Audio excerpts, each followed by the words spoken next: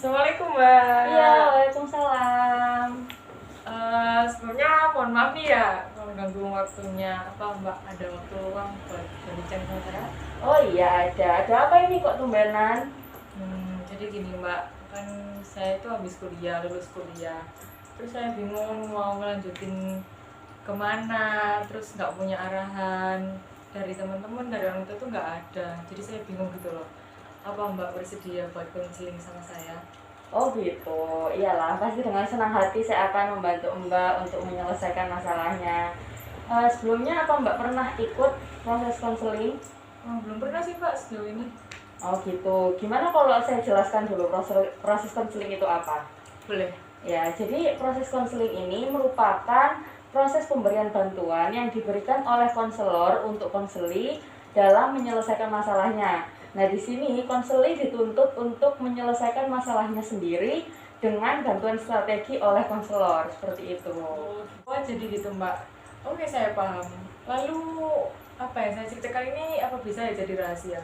Oh, tenang aja Mbak, karena dalam proses konseling ini konselor memiliki kode etik yang salah satunya yaitu asas kerahasiaan, di mana apa yang Mbak ceritakan ini akan saya rahasiakan. Seumpama suatu saat saya membocorkan masalah ini, maka saya akan mendapatkan sebuah sanksi, seperti itu. Oh gitu. Yaudah alhamdulillah sih Mbak. Ya, jadi gimana? Sekarang Mbaknya udah siap nggak melakukan proses konseling? Siap sih. Oke.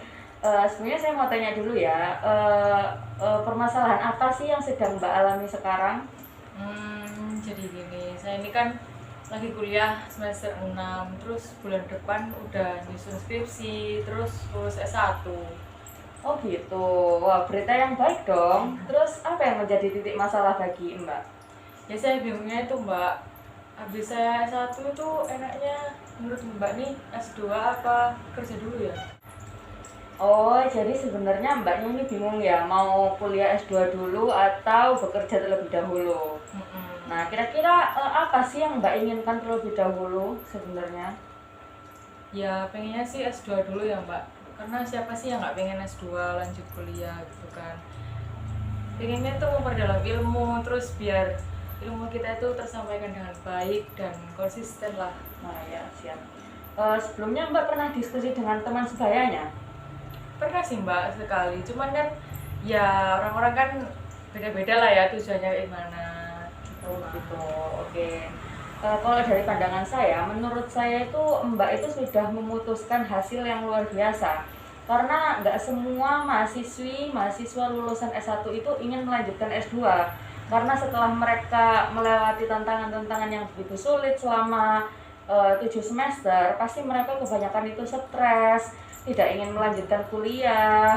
Jadinya itu kayak capek dan memilih bekerja. Namun dengan Mbak memilih memutuskan untuk bekerja itu sebuah keputusan yang luar biasa seperti itu.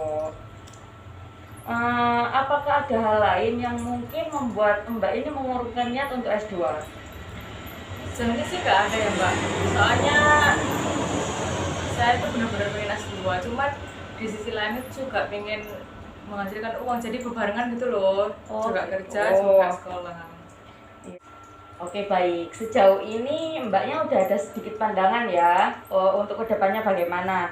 Nah sebelumnya bagaimana jika saya menyebutkan terlebih dahulu tujuan dari konseling itu apa? Agar sesi diskusi kita ini jadi lebih terarah dan bernilai. Boleh sih Mbak. Oke, jadi tujuan dari konseling itu yaitu untuk mendapatkan hasil dari diskusi panjang kita dalam menyelesaikan permasalahan yang sedang Mbak hadapi, seperti itu. Semoga dapat hasil yang baik ya Mbak. Oke, bagaimana jika sekarang kita memulai diskusinya? Silakan. Oke, apakah Mbak sudah memahami apa yang akan diterima ketika Mbak melanjutkan untuk S2? Sudah sih, karena kan pasti semuanya apa yang kita lakukan kan pasti ada tantangannya. Oh gitu. Lalu apakah Mbak udah siap menerima tantangan-tantangan tersebut? Insya Allah siap sih Mbak. Apakah Mbaknya sudah yakin? Insya Allah sudah sangat yakin sih Mbak. Oke, sekarang saya coba menyampaikan dari pendapat saya Mbak. Kalau menurut saya lebih baik Mbak melanjutkan S2 saja. karena Mbak ini memiliki keinginan atau tekad yang sangat kuat untuk melanjutkan S2. Akan sangat disayangkan jika Mbak meninggalkan keinginan yang luar biasa ini.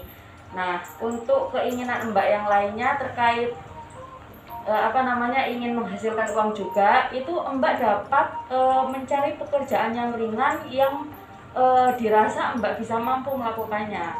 Jadi Mbak kuliah S2 sambil bekerja, seperti itu. Jadi kuliah tapi juga menghasilkan uang gitu Mbak. Oh gitu. Jadi saya ini harus S2 tapi kerja yang ringan-ringan yang saya mampu gitu ya Mbak? Betul sekali. Apakah Mbak sependapat dengan saya? Sependapat sih, dan insya Allah saya juga udah dapat jawabannya. Oke, baik.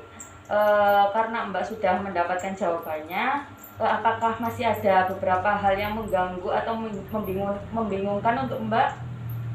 Nggak ada sih Mbak, saya puas dengan jawabannya Mbak. Oke, terima kasih. Saya sangat senang mendengarnya karena akhirnya Mbak mendapatkan keputusan setelah S1 harus bagaimana. Iya sih Mbak, Alhamdulillah. Ini juga berkat bantuan Mbak juga. Kalau nggak ada Mbak, mungkin saya juga bingung mau lanjut S2 atau kerja. Iya, sama-sama. Ini semua juga berkat tekad Mbak yang tinggi, karena Mbak juga berkeinginan yang tinggi. Kalau Mbak tidak berkeinginan, maka Mbak tidak akan dapat menyelesaikan masalah ini. Seperti itu. Ya. Alhamdulillah sih. Iya, saya juga sangat merasa senang bisa membantu Mbak menyelesaikan masalah ini. Lain kali jika Mbak ada masalah lagi, Mbak bisa kok menemui saya lagi. Oke, apakah bisa diakhiri Mbak sesi konselingnya? Oh bisa.